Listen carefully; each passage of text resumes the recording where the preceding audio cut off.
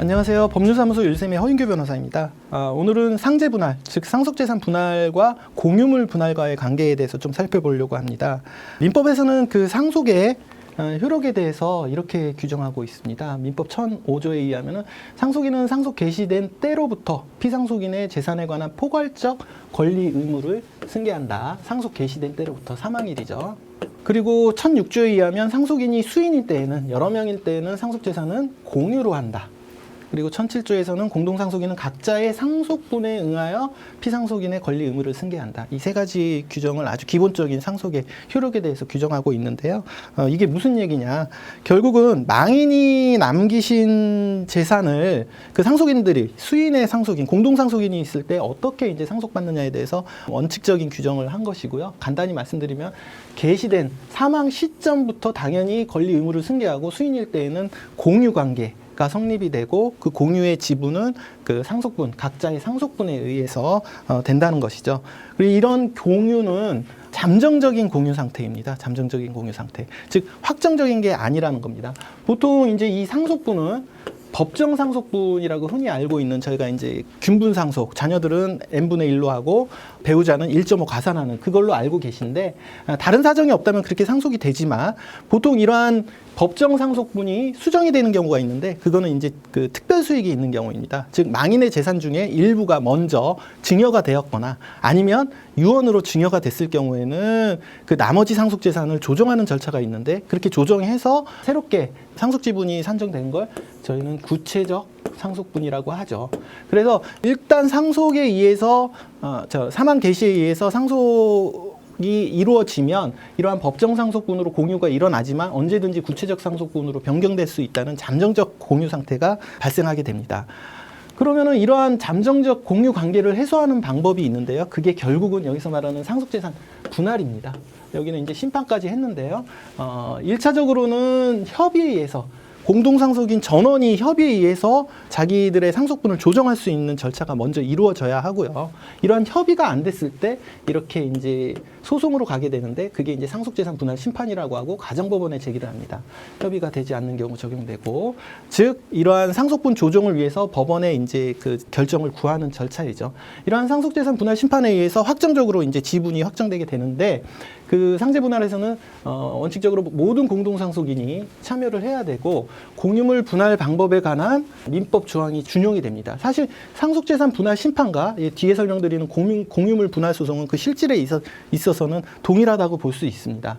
그런데 먼저 상속재산 분할 심판에서 그럼 그 재산을 어떻게 분할하느냐를 결정할 때 법원은 보통 이 세 가지로 결정하도록 원칙은 되어 있습니다. 첫 번째는 현물 분할, 부동산이라고 가정을 했을 때는 부동산의 이제 지분 형태로 분할하는 경우, 또는 부동산이 여러 개가 있다면은 어떤 부동산은 A가, 어떤 부동산은 B가 이렇게 교환 형식으로 하는 것도 현물 분할의 일종인데, 보통은 이제 지분 분할을 현물 분할이라고 하고요. 이런 지분 분할 대신에 부동산을 어떤 특정 1인이 단독 등기를 하고 나머지 상속인에 대해서 대금으로 정산하는 정산분할, 대상분할이라고 하고, 이도저도 안 되면은 결국은 그 부동산을 경매로 넘겨서 경매 대금에서 분할해가라, 이 경매 분할까지 있을 수가 있는데요. 이 상제 분할에서는 보통 경매 분할을 명하지는 않습니다. 그래서 협의가 잘 된다면은 이런 정산 분할이 내려지지만, 그 소송 내에서 협의가 잘 안 된다 싶으면 보통 지분 분할이 많이 이루어지고요. 문제는 상제 분할에서 이렇게 지분 분할에 의해 가지고 부동산을 공유로 갖고 있게 된다면은 권리 행사에 상당한 제한이 있기 때문에 상속인들 입장에서는 별로 탐탁치 않게 생각하죠. 그렇기 때문에 그러한 그 지분 분할에 의해서 상속 등기가 되더라도 여전히 공유물 분할을 할 여지는 있습니다. 즉 상속인들이 힘겹게 상제 분할 심판 소송을 제기했음에도 불구하고 결론적으로는 또다시 사이가 좋지 않은 상속인들끼리 지분을 공유하게 되는 상태가 생기게 되는데요. 그럴 때는 2차적으로 민사소송으로 공유물 분할 소송을 할 수밖에 없다는 것.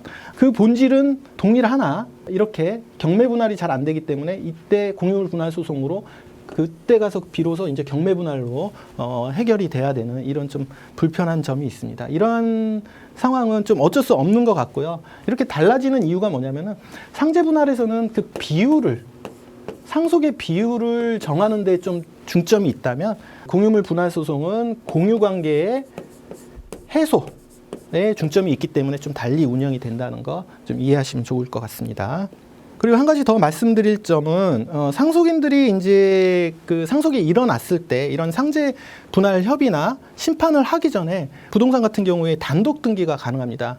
그러니까 단독으로 등기를 하면서 그 지분을 법정 지분 등기로 하게 되는 거죠. 이러한 법정 지분에 의한 상속 등기가 단독으로 가능하기 때문에 어떤 사정에 의해서 법정 지분으로 등기된 다음에 그 후에 이제 상속재산 분할 심판이 제기되는 경우가 있는데요.